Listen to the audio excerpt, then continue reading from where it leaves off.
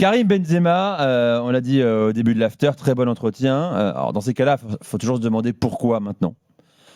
Il y a certainement une envie d'une exposition pour poser subtilement une candidature pour une éventuelle participation avec les Bleus au prochain mondial. Il l'a fait, alors qu'il avait annoncé, je le rappelle, sa retraite internationale après le mondial 2022 au Qatar. Il dit qui n'a pas envie de jouer la Coupe du Monde? Tout le monde a envie de jouer cette compétition. Après, te dire est-ce qu'on peut me prendre? Comme je suis quelqu'un qui aime le foot et la compétition, forcément, tu me dis d'aller en équipe de France pour jouer une Coupe du Monde et que je te dis non, je suis un menteur. Bon, alors moi, est-ce que ça vous semble plausible ou Non, mais l'exercice de com, il est clair, il est facile à décrypter, et c'est pas ce qui m'a le plus intéressé. Ce qui m'a le plus intéressé, c'est quand ils parlent foot, et comme l'entretien est long, ils en sont quand même arrivés. Il a fallu arriver un peu vers le bout de l'interview, mais c'est là que c'est intéressant. Le contexte com, évidemment que Benzema est quelqu'un qui choisit son moment, qui ne donne pas une interview fleuve par hasard, qu'évidemment, il choisit son média, il choisit les sujets dont il va parler, il sait le faire. En plus, il ne veut pas répondre à une question, machin, il est habile et tout ça. Et évidemment que le fond, c'est clairement de dire j'ai envie de jouer à la Coupe du Monde. Parce qu'il a envie de jouer à la Coupe du Monde. Et il a tellement envie de jouer de la Coupe du Monde que, d'abord, il avait été en guerre avec Deschamps en 2016.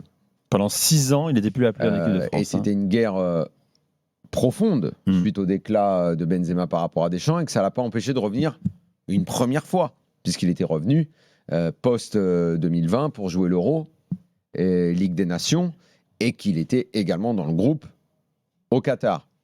Ça s'est encore mal passé, puisque je ne vais pas revenir sur tout ce qui s'est passé un jour. Et il démarre d'ailleurs l'interview, on va évacuer ça en 2 secondes. Il dit, plus de polémique avec Deschamps, c'est terminé, on passe à autre chose, on tourne la page.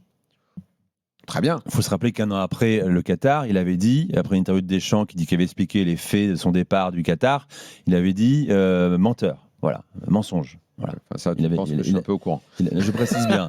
Non, mais c'est intéressant, c'est-à-dire qu'un an et demi après, il faille de candidature auprès d'un sélectionneur avec qui il y a eu beaucoup d'affaires voilà, qui les a opposés. Comme il avait fait Nico une première fois en 2016, évidemment qu'il peut le refaire une deuxième fois. Les joueurs sont des immenses individualistes, et d'ailleurs il le dit lui-même quand il parle du Real, on va arriver à ce qui est le plus important d'ailleurs. C'est juste pour dire que moi qui ai été marqué par toute cette histoire récemment, de voir que il dit on passe à autre chose, je veux tourner la page, ok, aucun problème, mais ça montre aussi que finalement toute cette histoire n'aurait pas dû donner tout ce qu'elle a donné, pour ce qui me concerne en tout cas, puisque eux sont capables de vite tourner les pages et sans problème.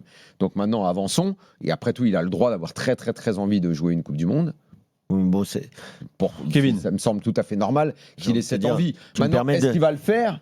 Est-ce que Deschamps va le prendre? Alors ça, on est dans un tout autre débat, une toute autre question. Tu peux noteras avoir dans l'interview que plein de fois, évidemment, il survend et son niveau physique, il survend sa motivation, et il survend l'Arabie Saoudite, le championnat, en disant c'est pas si mauvais, ça vaut la Ligue 1.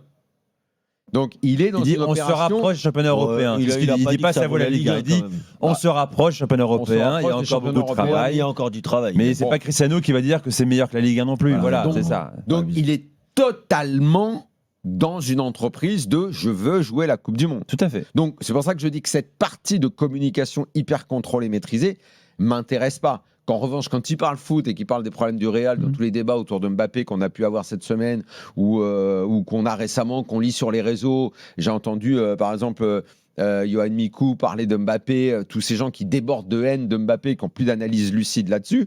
Quand je lis Mbappé, ça va un petit peu plus. Quand je lis Benzema, ça va un petit peu plus loin. Il explique comment ça marche dans un grand club. Il explique comment sont les égos des joueurs. Il en vient même à dire que Xabi Alonso ne pourra rien faire.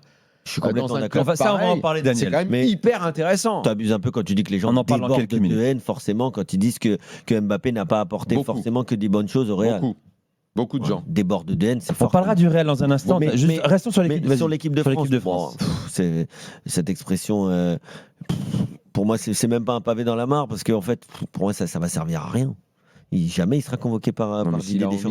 Il a le droit d'avoir envie. Moi, je pense surtout que c'est un acte de candidature où on ne pourra pas lui reprocher de dire ah bah tiens, tu veux revenir maintenant que c'est Zidane.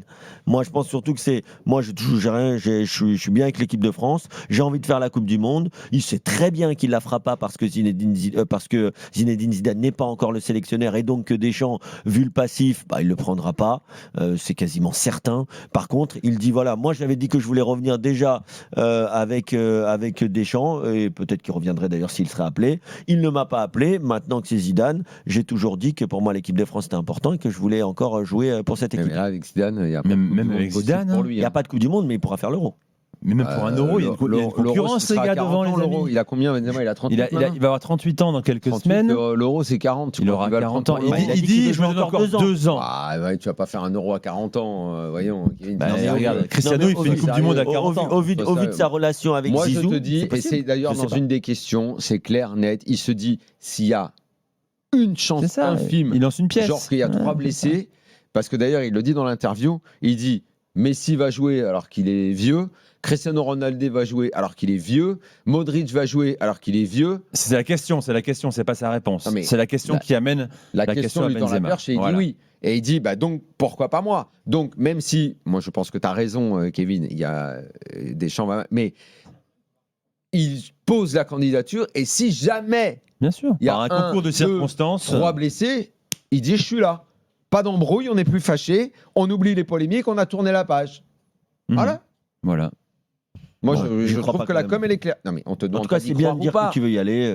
Je te demande pas d'y croire ou pas. On dit, c'est pas ça la question. C'est qu'est-ce qu'il fait quand il fait ça. Est-ce qu'il y croit vraiment? C'est ce qu'il fait. Ben oui, il se dit, même s'il y a une chance sur 100, je tente le coup. C'est clair et net. C'est facile à décrypter.